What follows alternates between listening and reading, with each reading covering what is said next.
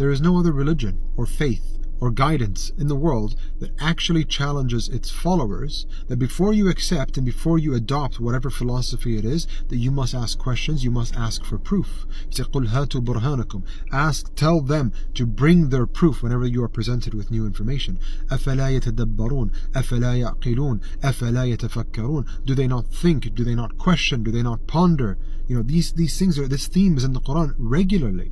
And you see, and I've said this before, the Quran is a short book.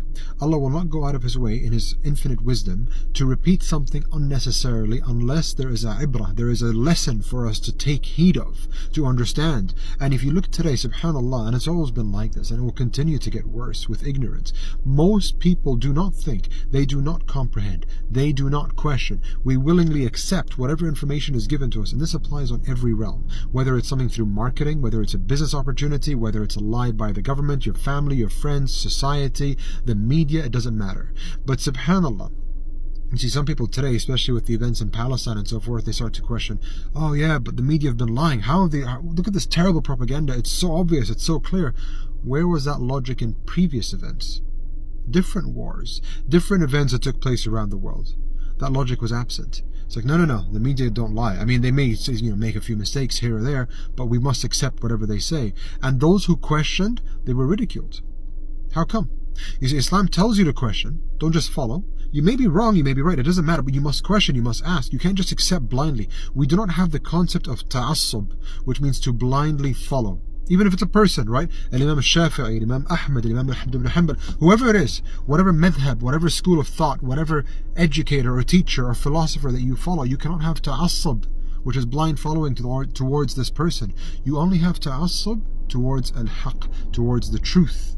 Right? That's the only thing you can have a blind following to, because you're actually seeking infinite or ideal truth, but not a person, because a person can be wrong, a person can make mistakes, a person can deliberately misguide you.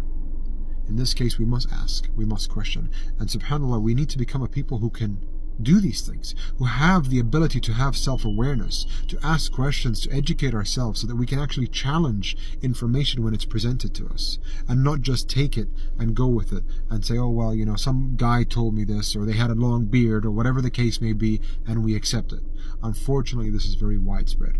And subhanAllah, may Allah guide us to a better way of thinking. May Allah grant us clarity in the way we perceive the world.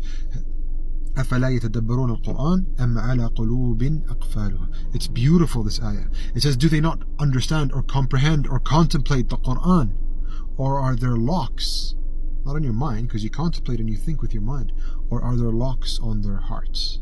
Subhanallah.